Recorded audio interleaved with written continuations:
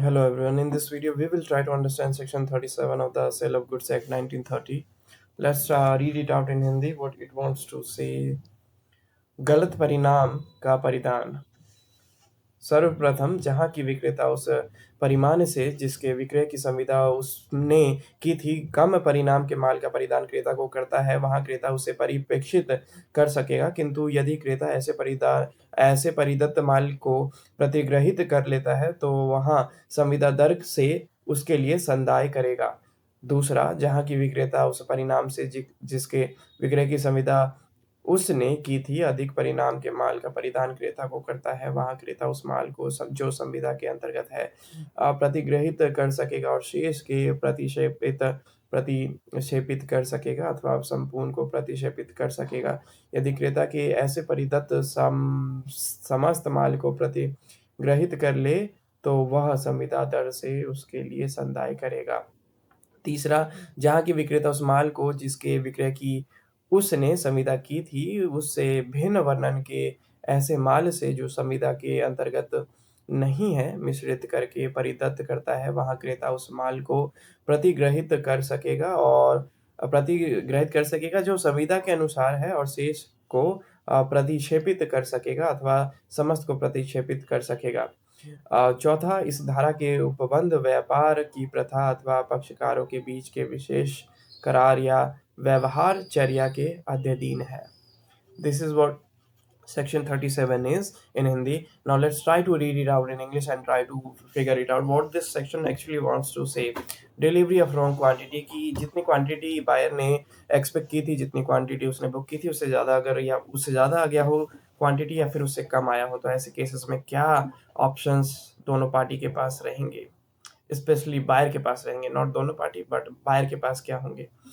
Subsection 1 कहता है where the seller delivers to the buyer a quantity of goods less than he contracted to sell, जहां पर seller ने जो contract of cell में बात हुई थी किसी पर्टिकुलर गुड्स को लेके किसी पर्टिकुलर क्वांटिटी में, वो क्वांटिटी अगर सेलर ने कम भिजवाई है बायर को, द बायर में रिजेक्ट देम, तो बायर उस कम क्वांटिटी वाले गुड्स को रिजेक्ट कर सकती है। फॉर एग्जाम्पल मैंने 100 कार्टून मंगवाए थे सेब के, एप्पल के, उसमें से 80 उसने भिजवाई, तो मैं चाहूँ तो उसको रिजेक्ट कर सकता हूँ। But if the buy if यहाँ पे इट है, but if the buyer accept, if होना चाहिए, but if the buyer accept the goods so delivered he shall pay for them at the contract rate. But buyer अगर accept कर लेता है वो 80 क्रेट जो कि इसने एक्चुअल में 100 मांगे थे, तो अगर 100 ना भेज के सेलर 80 भेजता है और बायर रिजेक्ट चाहे उसे कर सकता है, लेकिन अगर मान लीजिए बायर उसे एक्सेप्ट करता है तो जो भी इनके बीच में पर क्रेट का रेट डिसाइड हुआ था उसके अकॉर्डिंग वो 80 क्रेट का पे कर सकता है बायर अगर चाहे तो। ठीक है, तो यहाँ पे लिखा है ना शैल pay for them at the contract rate, तो जो भी उनका रेट डिसाइड हुआ होगा पर्टिकुलर पर पीस को लेके, पर क्रेट को लेके, पर सेट को लेके, तो उसके अकॉर्डिंग कैलकुलेशन करके वो जो भी उसको रिसीव हुआ है, जितनी भी यूनिट रिसीव हुई है उसका पेमेंट कर सकता है, बाकी का रहने दे सकता है। तो पहली चीज़ सबसेक्शन 1 से हमें समझ में आती है कि सबसे पहला तो वो गुड्स को रिजेक्ट कर सकता है क्वांटिटी कम होने पे। दूसरा ये कि जितना आया है, जितना रिसीव किया है उसके बदले में जो पेमेंट बनता है वो कर सकता है। What subsection 2 wants to say where the seller delivers to the buyer a quantity of goods larger than he contracted to sell, और जहाँ पर सेलर जो है वो कॉन्ट्रैक्ट टू सेल में जो क्वांटिटी डिसाइड हुई थी उससे ज़्यादा भेज दी उन्होंने। सपोज मैंने 100 क्रेट सेब की बोली थी, उसने मुझे 120 क्रेट भेज दी, तो ऐसे में मेरे पास एज एन बायर क्या क्या ऑप्शन है। The buyer may accept the goods included in the contract and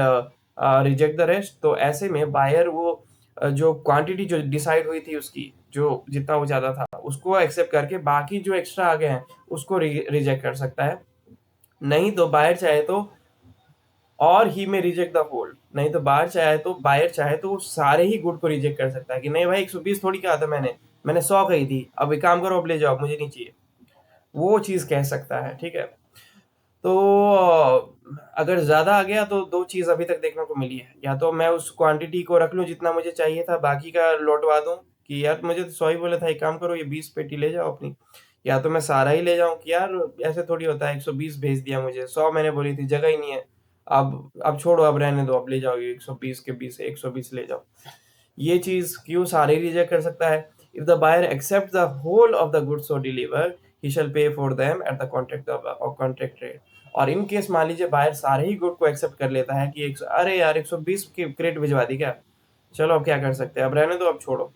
तो उस हिसाब से फिर जो रिमेनिंग वाला पोर्शन है 20 क्रेट, उसका भी उसे पे करना होगा। This is what section sub section 2 is saying. Sub section 2 में हमें ये देखने को मिलता है कि अगर एक्स्ट्रा क्वांटिटी आ गई है तो वो जितनी क्वांटिटी उसे चाहिए थी उतना रख सकता है और बाकी को रिटर्न कर सकता है। बायर चाहे तो सभी को रिटर्न कर सकता है, बायर चाहे तो सभी को एक्सेप्ट कर सकता है। सभी को एक्सेप्ट करेगा तो जो एक्स्ट्रा वाला है उसका पेमेंट एक्स्ट्रा करना पड़ेगा। Now, what section 3 wants to say, where the seller delivered to the buyer the goods he contracted to sell mixed with the goods of a different description not included in the contract, जहां पर seller ने ऐसे goods को भेज दिया है जो जिस कॉन्ट्रैक्ट ऑफ सेल में जिस गुड्स की बात हुई थी वो चीज थी ही नहीं उससे रिलेटेड। फॉर एग्जांपल मेरे को 100 क्रेट एप्पल के चाहिए थे, उसने मुझे उसने मुझे क्या किया कि 80 भेज, उसने 70 भेज दिया सेब के, 30 भेज दिए संतरे के। ठीक है, तो वो जो 30 है वो अलग हो गया ना, मैंने तो सेब की बात की थी, अब वो संतरे क्यों भेज दिए उसने 30 क्रेट। तो उस चीज से रिलेटेड कह रहा है कि अगर कॉन्ट्रैक्ट ऑफ सेल आपका किसी स्पेसिफिक गुड को लेके हुआ और उसमें कोई दूसरा दूसरा गुड्स है, दूसरे टाइप का गुड्स है, वो उसमें ऐड हो गया, तो वैसे में क्या कर सकते हैं, where the seller deliver to the buyer the good he contracted to cell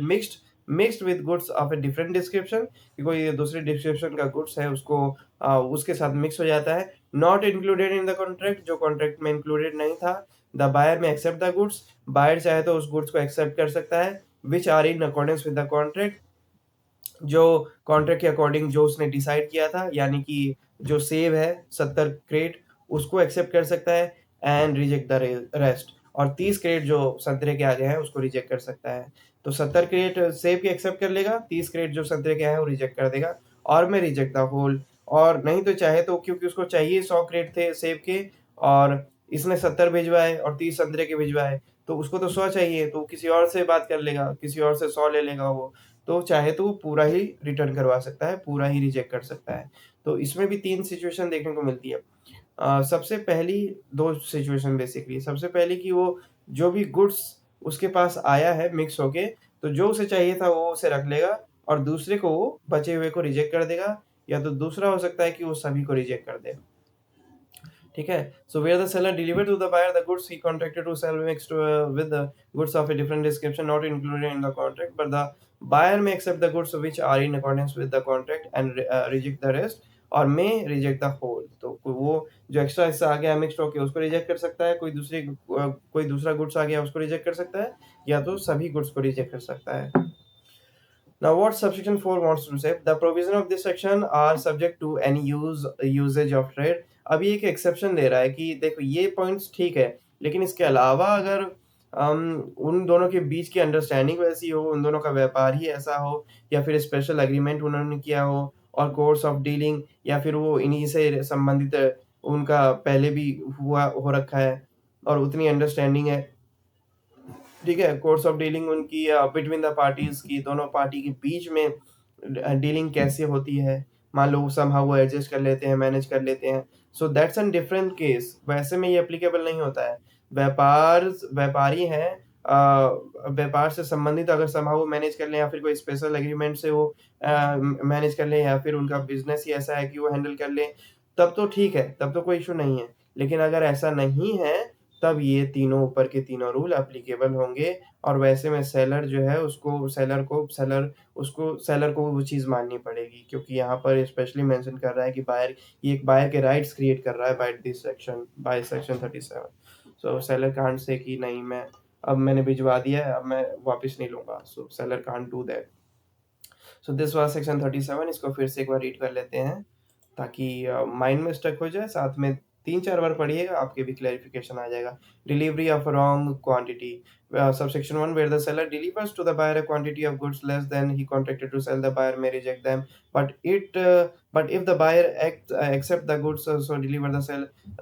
so delivered the so delivered, he shall pay for them at the contract date. Second, where the seller delivered to the buyer a quantity of goods larger than he contracted to sell, the buyer may accept the goods included in the contract and reject the rest, or he may reject the whole. If the buyer accept the whole of the goods so delivered, he shall pay for them at the contract date.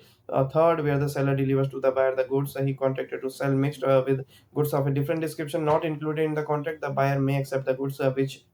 are in accordance with the contract and reject the rest, or may reject the whole. Fourth, the provisions of this section are subject to any usage of trade, special agreement, and course of dealing between the parties.